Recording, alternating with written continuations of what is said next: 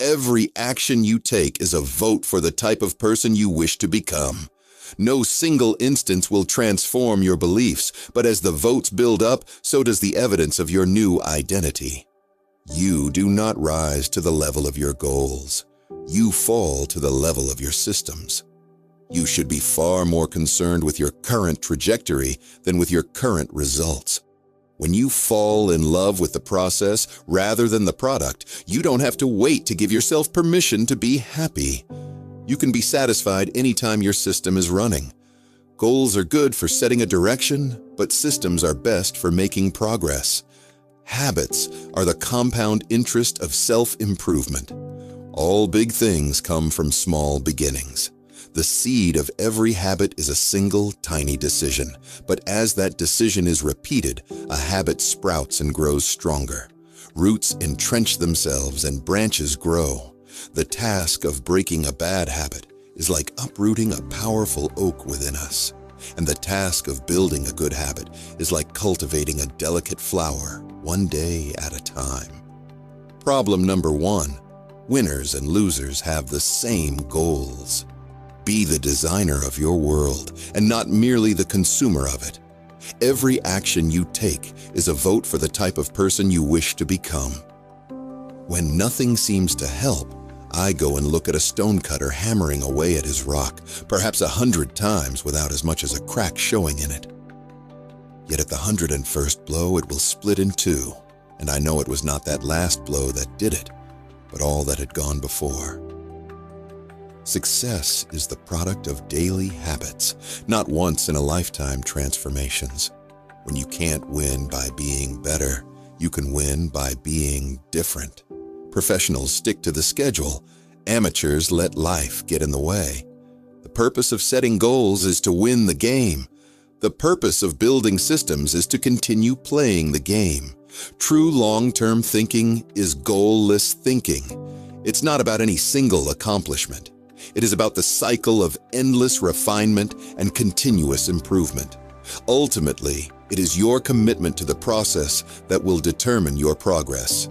The more pride you have in a particular aspect of your identity, the more motivated you will be to maintain the habits associated with it. If you're proud of how your hair looks, you'll develop all sorts of habits to care for and maintain it. If you're proud of the size of your biceps, you'll make sure you never skip an upper body workout. If you're proud of the scarves you knit, you'll be more likely to spend hours knitting each week. Once your pride gets involved, you'll fight tooth and nail to maintain your habits. You don't have to be the victim of your environment. You can also be the architect of it. Every action you take is a vote for the type of person you wish to become. No single instance will transform your beliefs, but as the votes build up, so does the evidence of your new identity. This is one reason why meaningful change does not require radical change. Small habits can make a meaningful difference by providing evidence of a new identity. And if a change is meaningful, it is actually big. That's the paradox of making small improvements. Your actions reveal how badly you want something. If you keep saying something is a priority, but you never act on it, then you don't really want it. It's time to have an honest conversation with yourself. Your actions reveal your true motivations. Some people spend their entire lives waiting for the time to be right to make an improvement. The only way to become excellent is to be endlessly fascinated by doing the same thing over and over. You have to fall in love with boredom.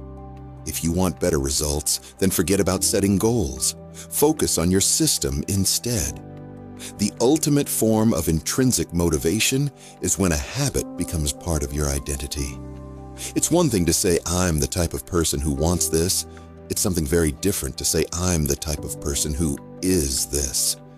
When scientists analyze people who appear to have tremendous self-control, it turns out those individuals aren't all that different from those who are struggling. Instead, disciplined people are better at structuring their lives in a way that does not require heroic willpower and self-control. In other words, they spend less time in tempting situations. In fact, the tendency for one purchase to lead to another one has a name: the Diderot effect. The Diderot effect states that obtaining a new possession often creates a spiral of consumption. The greatest threat to success is not failure, but boredom.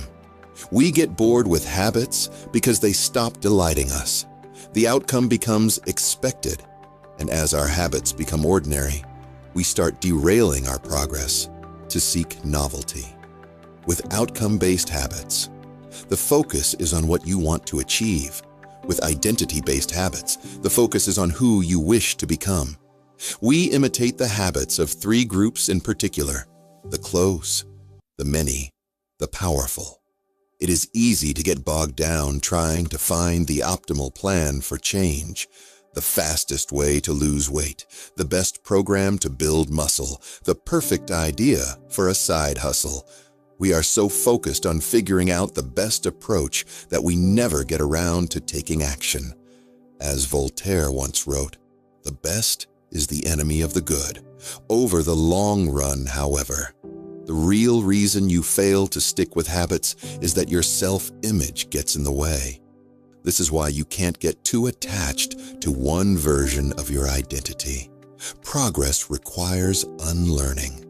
Becoming the best version of yourself requires you to continuously edit your beliefs and to upgrade and expand your identity.